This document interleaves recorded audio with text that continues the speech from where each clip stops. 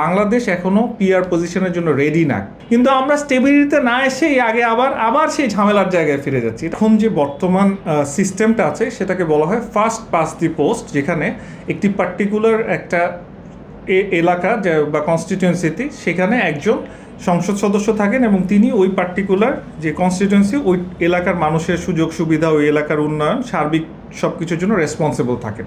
তো PR system যখন হবে, পিআর সিস্টেম যদি কখনো হয়, তখন হচ্ছে সার্বিকভাবে সমগ্র দেশের যে 300 আসন আছে সেখানে পার্সেন্টেজ অনুযায়ী প্রপোর্শনাল রিপ্রেজেন্টেশন হবে। ধরেন সে ফর এক্সাম্পল যে বিএনপি 40% ভোট পেল, তো ওই অনুপাতে তাদের সংসদে জায়গা দেওয়া হবে, 120টা আসন তারা পাবেন।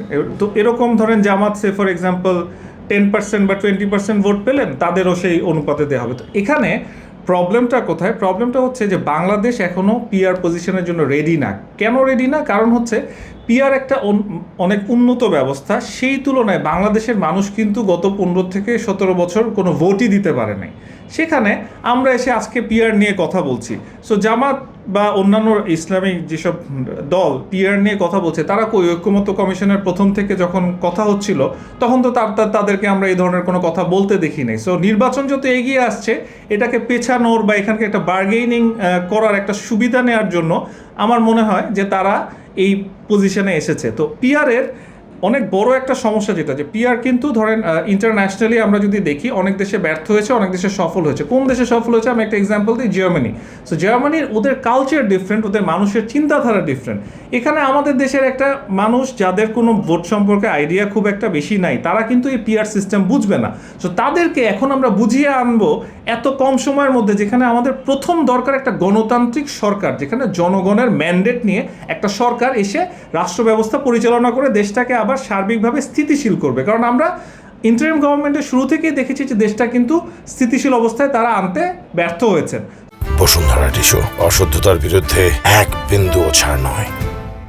ওই জায়গাটাতে একটা গণতান্ত্রিক সরকার যদি না আসে, সেক্ষেত্রে দেশটা স্টেবল হবে না। তো এই মুহূর্তে আবার একটা নতুন ধোয়া তুলে একটা ডিফারেন্ট সিস্টেম, যেটার সাথে বাংলাদেশের মানুষ পরিচিত না, এই ধরনের কথা বলা আসলে আমাদের কাছে মনে হচ্ছে যে এটা জামাতের একটা ট্যাকটিক, যে তারা আরও বার্গেইন করতে চাচ্ছে। এবং আপনি দেখেন গত এক সপ্তাহে এই মার্কেট গরম করে রাখা হয়েছে পিআর দিয়ে, কিন্তু জামাতের কথা চিন্তা করেন, ওনারা কিন্তু সবার আগে 300 আসনে তাদের প্রার্থী ঘোষণা করেছেন এবং তাদের কোনো ডামি প্রার্থী বা স্বতন্ত্র প্রার্থীও নাই। তো তা আমি এমনও শুনেছি যে এই ঢাকার মধ্যেই বিভিন্ন বাসায় গিয়ে জামাতের পক্ষে প্রচারণা চালানো হচ্ছে।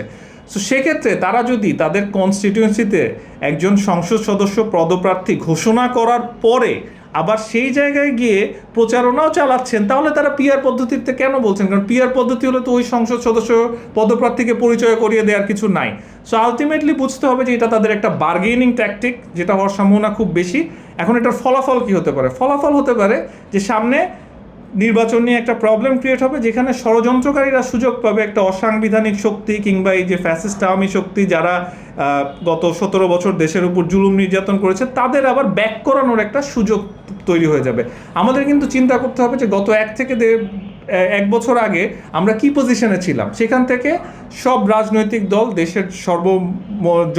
দেশের সর্বময় জনতা, ছাত্ররা সবাই মিলে আন্দোলন করে একটা ফ্যাসিস্ট সরকারের পতন ঘটিয়েছে। এখন আমাদের দরকার স্টেবিলিটি, যেখান থেকে আস্তে আস্তে আমরা প্রোগ্রেস করতে পারবো।